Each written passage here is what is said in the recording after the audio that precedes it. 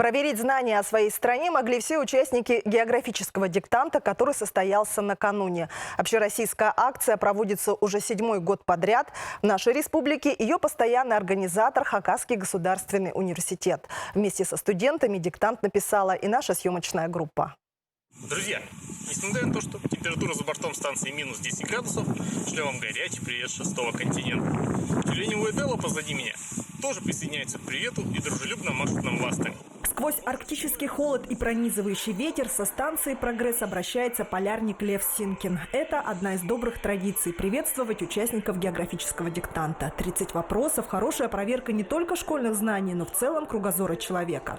Его название происходит от фамилии известного революционера. О каком субъекте идет речь? Где находится Билибинская атомная станция? Какой бурятский город был важным пунктом чайного пути? Вопросы, над которыми можно было поломать голову, но, к счастью, давались небольшие подсказки. Так, одна из явных была про то, какое дерево, как самое распространенное в стране, посадила советская делегация во время поездки в США. И это не про березу.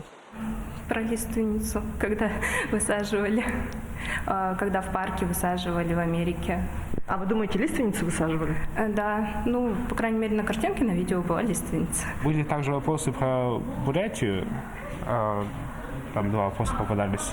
Так я сам оттуда, мне было достаточно легко ответить на них. Диктант в режиме офлайн – это принципиальная позиция Хакасского госуниверситета. В условиях пандемии многие площадки решили провести его по интернету. В частности, так поступили на Саяно-Шушенской ГЭС. Но живая встреча, посчитали в ВУЗе, будет полезнее молодежи. Дома начинаются сразу искать в интернете ответы. Вот проблема в этом. То есть тратится время, ищут ответы в интернете рядом с телефоном, и не совсем достоверная информация будет.